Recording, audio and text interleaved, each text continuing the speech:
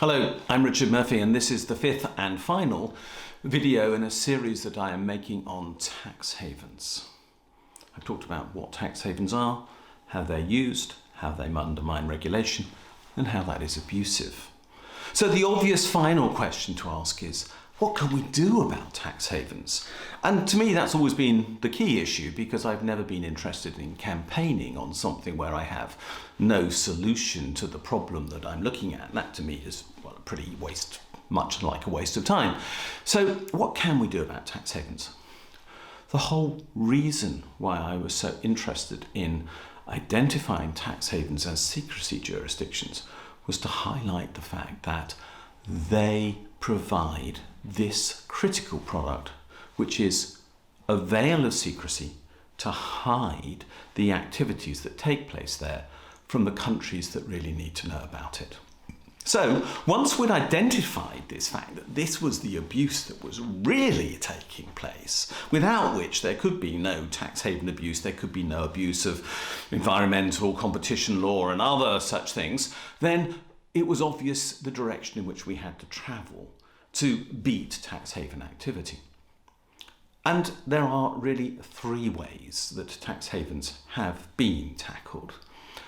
The first method which has been used to tackle tax havens has been to improve the transparency within them of multinational corporations and the use that they make of these places to locate transactions which might result in the shifting of profits from high tax countries to low or no tax countries like tax havens. And the answer there is something called country-by-country reporting. Now, I'm biased about country-by-country reporting because I wrote the first version of this in any form that is now recognised in 2003, and that version of country-by-country reporting, which I wrote then, has basically gone on to become the OECD standard, which is now in use in 90 countries around the world to identify tax haven abuse by those multinational corporations. And it does it in a very simple way. All it says is that a company must supply a return to its tax authority detailing every country in which it operates, including tax havens, provide the names of the companies that it has in those places, and provide an account for that country as a whole, that place as a whole. And in this sense, by the way, a country includes locations like Jersey and Guernsey, which aren't really countries at all, but are crown dependencies. But they must provide an account for that place, which shows how many sales they made there, how many of those sales were to other companies within their group, what profit they made there, how many people they employ there, what assets they have there, and quite crucially, how much tax they paid there, provided in a couple of different ways. Now, what that data does is let a tax authority look at the accounts of that multinational corporation and decide, are the profits allocated to tax havens disproportionate to the apparent genuine economic activity that is undertaken there, indicated by local sales and by the number of people employed? It's really not hard. It is simple ratio analysis. It doesn't prove a company is abusing the law. It doesn't prove a company is cheating, but it certainly indicates those companies whose affairs should be investigated to see what they're up to. That was the point. It shattered the opacity of tax havens that was being used by multinational companies to hide some of their profits from view. And I stress, some multinational companies were doing that, not necessarily all. So that's one way to tackle the opacity of tax havens. Another was to create something called automatic information exchange. Again, I was quite heavily involved in the campaigning for this for quite a number of years. And I well remember in June 2009 being told by the UK Treasury that I would not see automatic information exchange of data from tax havens during my lifetime. Well, I'm glad to say they were wrong, because it's been happening for several years now, and as this video proves, I'm still alive. What did automatic information exchange require? Well, we simplified it in the demand that we made, and that was heard, I think, by tax authorities. That one time they thought it was going to be an incredibly complex process of providing full account details and full transaction details and details of profits earned and everything else in a tax haven for supply to a tax authority. And instead it was reduced to something much less than that. It was basically, this person who lives in your country has an account or an interest in a company or an interest in a trust in this location, which you might be interested in. Oh, and by the way, to give you an indication of the scale of their activity in this place, that account has X amount of money in it, that company had Y amount of sales, and so on. So the point was, sufficient information is supplied by automatic information exchange when it works well to make sure that there is the opportunity for the location where the person who's benefiting really lives to ask the awkward questions about, why have you got this account in a tax haven? Oh, and by the way, why isn't it mentioned on your tax return? So if automatic information exchange works well, it's a fantastic way to shatter the secrecy of tax havens. But, and there is a but, this is where we come to the third issue. That requires that tax havens really know about the beneficial ownership of the companies and trusts that are located within them.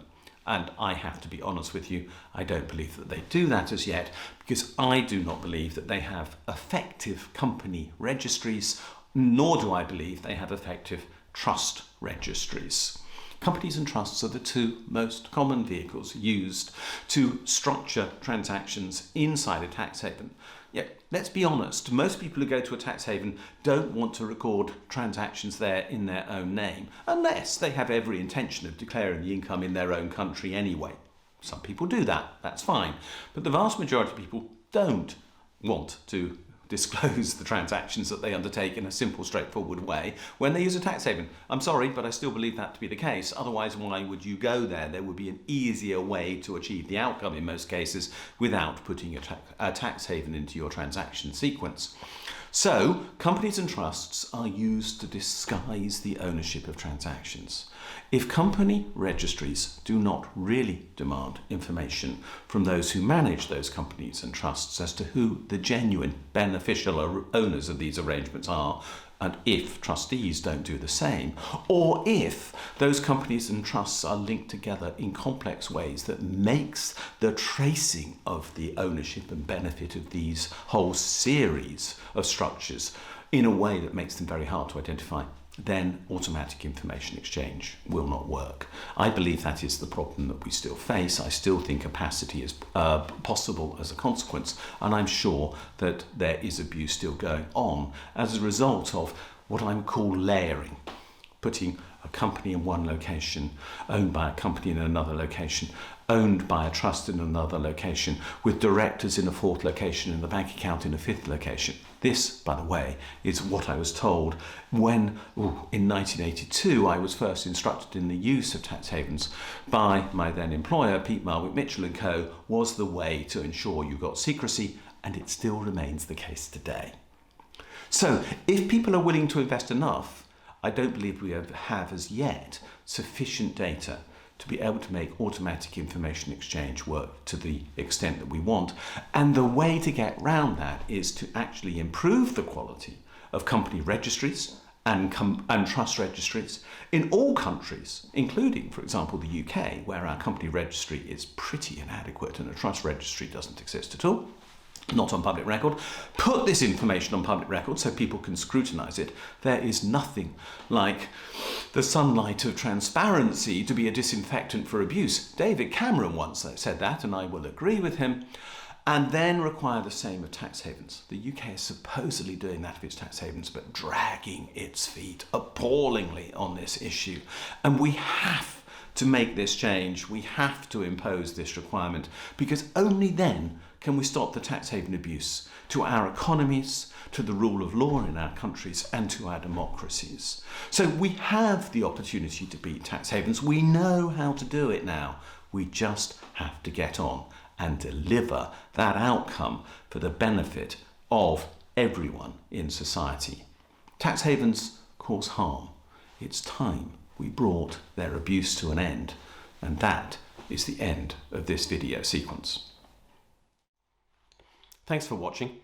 If you're interested in what I've been saying in this video, please subscribe. There is a button below the viewing screen. If you're interested in what I have to say on Twitter, I'm at Richard J. Murphy on that medium. If you want to look at my blog, that's taxresearch.org.uk, and we have a Facebook page as well, Richard J. Murphy. So one of those things will get you more information on what this video series is about, and I hope I'll see you again soon.